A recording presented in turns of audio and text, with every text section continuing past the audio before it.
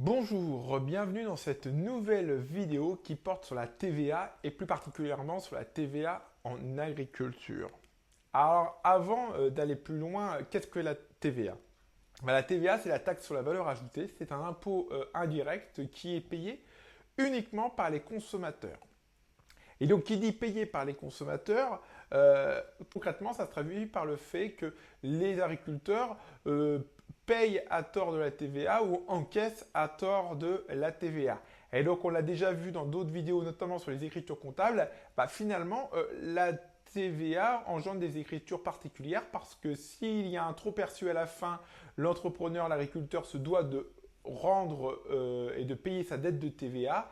Et inversement, s'il a payé trop de TVA à tort, alors l'État se doit de le rembourser parce qu'en aucun cas il a à payer la TVA compte tenu que c'est uniquement le consommateur qui paye la TVA. Alors, pour info, la TVA en 2024 c'était 180 milliards d'euros de recettes fiscales et c'est la première ressource fiscale de l'État avec 37,8% des recettes. Donc aujourd'hui, on entend parler de TVA sociale pour financer la sécurité sociale. C'est un débat éminemment politique, mais vous comprenez par ce que je viens de vous dire auparavant que finalement le poids de la TVA est conséquent dans les recettes fiscales de l'État.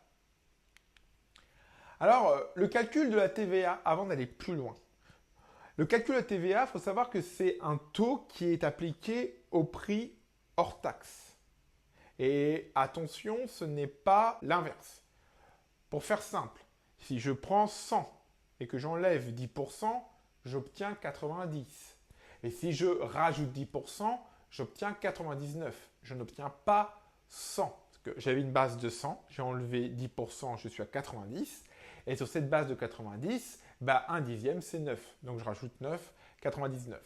Attention à cette logique mathématique qui n'est pas forcément maîtrisée par tout le monde, qui n'est pas compliquée en soi, mais qui est source d'erreurs. Donc là, je vous ai écrit en bas cette explication et cet exemple. À vous de faire attention à ce calcul et ce raisonnement. Alors, prenons l'exemple d'un achat de tracteur hors taxe, toujours 100 000 euros, comme dans tous mes exemples, à 20% de TVA. À ce moment-là, je vais prendre 20% des 100 000, je vais, comment dire, obtenir 20. Et donc le prix TTC de ce tracteur sera de 120 000 euros et il y aura 20 000 euros de TVA. À l'inverse, si j'ai un tracteur de 100 000 euros TTC, avec 20% de TVA, attention, là, la TVA n'est pas de 20 000. Comme on peut le constater, si je prends les 20 000 euros au premier exemple, on voit bien que c'est 20% des 100 000. Par contre, au deuxième, si je reprends mon calcul, j'obtiens 16 666 euros. Et donc là, on n'a pas le même résultat. Alors, je vous réexplique encore des formules pour pouvoir calculer plus facilement. Si mon raisonnement mathématique vous pose problème, alors vous prenez la formule suivante. Vous faites le prix hors taxe fois entre parenthèses, et n'oubliez pas les parenthèses, 1 plus le taux de TVA, et vous obtiendrez le montant TTC. Sinon, pour avoir le montant TVA, vous faites le montant hors taxe multiplié par le taux de TVA uniquement. Ou vous faites la différence entre le prix TTC et le prix hors taxe. Et pour calculer le prix hors taxe à partir d'un prix TTC, alors vous devez diviser par 1 plus le taux de TVA. Et donc généralement, si c'est une TVA à 20%, vous divisez par 1,2. Si c'est 10%, 1,10. Et si c'est 5,5%, 1,055. Alors les différents taux de TVA, on a 20% pour ce qui est matériel, investissement. Vous allez aussi retrouver les produits phyto, les engrais. Vous allez avoir des taux à 10%, tout ce qui est amendement, apport organique et les produits qui sont qui sont agricoles mais non destinés à l'alimentation humaine, que ce soit direct ou indirect. Il faut savoir que depuis 2 ans, les taux de TVA ont évolué sur les aliments qui étaient destinés, pas sur les aliments, pardon, sur les produits qui étaient destinés aux productions animales. Historiquement, c'était à 10%. Maintenant, ils sont à 5,5 parce qu'on part du principe que c'est destiné à la fin à l'alimentation humaine. Et on a aussi des taux de TVA à 5,5, notamment sur tout ce qui est vente de produits liés à l'alimentation humaine, que ce soit directement ou indirectement. Alors, pour être assujetti à la TVA, en réalité, il faut dépasser un certain seuil qui est le seuil de chiffre d'affaires de 46 000 euros. Autant vous dire que dépasser 46 000 euros de chiffre d'affaires, c'est vite atteint.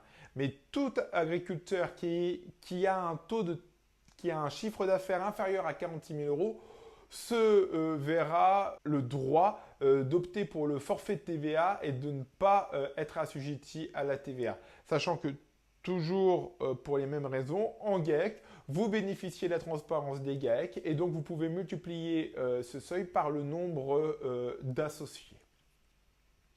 Et le seuil de 46 000 euros, bien sûr, vous pouvez le dépasser une année, c'est 2 années consécutives. Mais bon, généralement, quand on le dépasse une année, on a tendance à le dépasser encore plus, on le dépasse l'année d'après. Alors, je vous ai mis des informations sur le forfait de TVA en haut à droite. Donc, vous voyez que l'État vous remboursera un forfait de 5,59 sur les produits animaux, les œufs, les céréales, les oléagineux, les protéagineux et sur 4,43 sur les autres produits. Vous avez le régime simplifié agricole avec ses spécificités administratives et le régime normal par la suite qui lui est appliqué uniquement pour les grosses exploitations agricoles. La TVA concrètement, la TVA qu'est-ce que c'est? C'est de la TVA que je paye. Donc c'est de la TVA déductible sur les achats et de la TVA que je collecte, la TVA collectée sur mes ventes. Et donc à la fin, on regarde si j'ai plus de TVA encaissée que de TVA payée. Et donc j'ai une créance, une ligne, on le voit dans le bas de bilan en illustration à droite, ou dans l'actif à gauche, j'ai l'état TVA dans les créances. C'est la part de TVA qui est due par l'État à l'exploitation agricole. Et à droite, je vous ai mis dans les dettes d'exploitation les dettes de TVA. Ça, c'est les dettes que l'exploitation doit à l'État, des dettes de TVA liées à un encaissement suite à des ventes. Alors, cette vidéo était courte. J'espère qu'elle est claire. Je ne voulais pas trop la développer. Sachez que pour maîtriser la TVA, il faut s'entraîner à faire des calculs, des exercices. Donc, vous avez un complément de cours au format PDF et vous avez une auto-évaluation qui est disponible si vous désirez, vous situer dans vos apprentissages. Je vous dis merci et à bientôt pour une autre vidéo.